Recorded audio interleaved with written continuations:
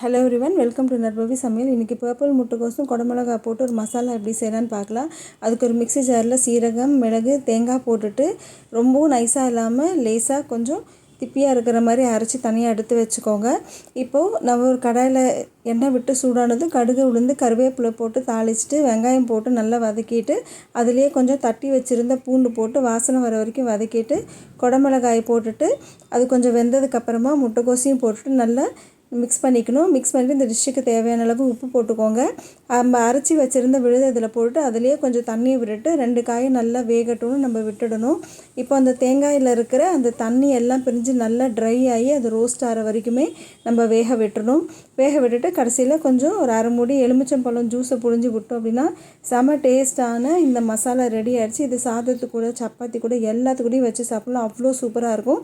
Try பண்ணி பார்த்துட்டு எப்படி இருக்குன்னு சொல்லுங்கள். அன்போடு சமைங்க, ஆரோக்கியமாக சாப்பிடுங்க. நன்றி.